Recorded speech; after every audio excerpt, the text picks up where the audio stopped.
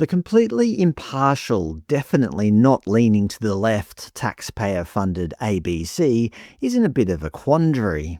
On one hand, look at how they reported the recent Belfast attack, where a Sudanese asylum seeker attacked a local man with a kitchen knife, maiming him and causing him to lose an eye. Naturally, the ABC's objective focus shifted immediately to the threat of the far right. They titled their coverage, "How the Belfast attack played into the hands of Britain's far right." In fact, they seemed utterly obsessed with that angle, peppering the piece with it repeatedly. While UK leaders have called for calm after the arrest, in many ways the Belfast attack has played into the hands of Britain's far right. The Belfast stabbing is exactly the type of violent incident the far right likes to pounce on. Meanwhile, convicted criminal and far-right figure Tommy Robinson is seeking to capitalise on it. Belfast is firing up right-wing figures far beyond Northern Ireland's borders. Because apparently you have to be a far-right extremist to be upset when a citizen is nearly murdered by a refugee on the street. On the other hand, consider what happens when a children's book illustrator spouts genuine far-left extremism online. Following the tragic mass shooting at a Jewish Bondi Beach celebration, illustrator Matt Chun published an essay titled "We Don't Mourn Fascists." He callously claimed that whiteness, Jewishness, and the backdrop of Bondi Beach were just a shield to bestow default innocence on the victims. He then degraded the location itself, referring to the beach as a bloody British colonial crime scene on stolen Biddegull, Birrabirragull, and Gadigal land. He finished the essay by declaring, "These lands have been pillaged, poisoned, desecrated, and set ablaze by colonisers. Genocidal occupation entities cannot be reformed. They must be destroyed. Every inch of stolen land must be liberated." Did the ABC refer to him as a far-left extremist or a hate-monger? Not a chance.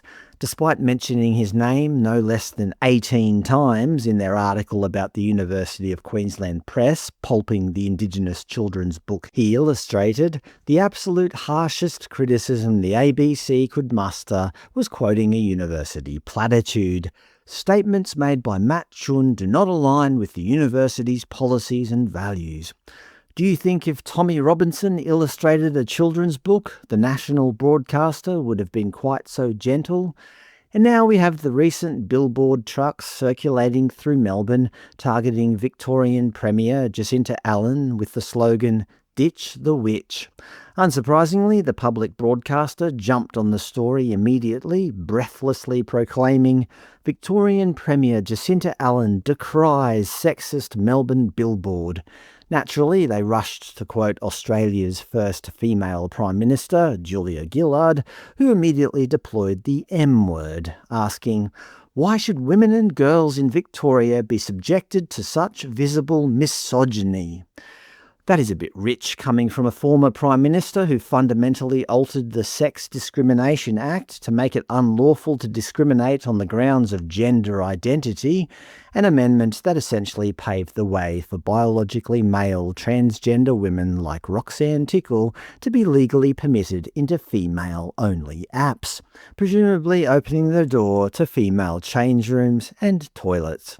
Interestingly, back in 2013, when Gillard was ruthlessly dumped as Labor leader by Kevin Rudd due to tanking opinion polls, she didn't label that brutal internal party campaign against her as sexist or misogynistic. But of course, using the word witch against a female Labor leader today is automatically deemed a crisis of systemic misogyny. Now, don't get me wrong, I was certainly no fan of Daniel Andrews' heavy-handed policies, but when the former Victorian Premier was routinely labelled Dictator Dan, did institutional feminists rush to his defence?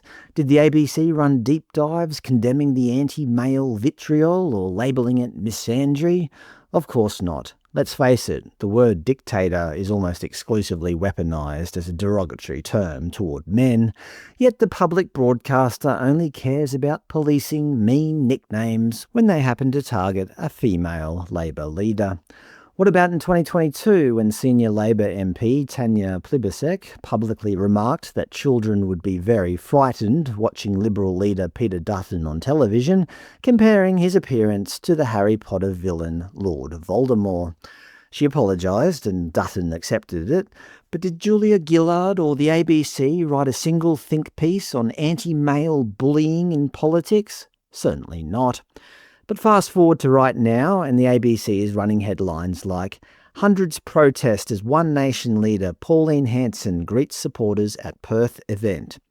They openly noted that left-wing activists were shouting vitriolic chants against her, specifically, "Pauline Hanson, go to hell, take your racists there as well."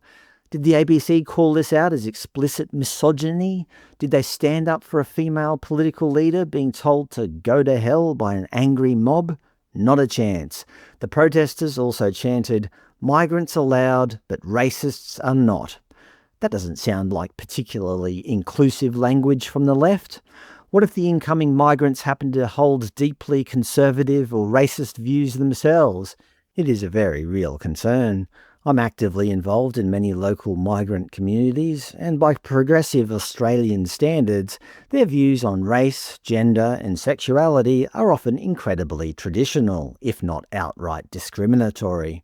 But according to the progressive left, migrants by default are beyond criticism, while Pauline Hanson and her supporters deserve to be told to rot in hell. To top it all off, the ABC article happily displayed a photograph of a car with the words F. Pauline spray-painted across the side. No mention of institutional sexism, no mention of misogyny, just the ABC being impartial on the public dime.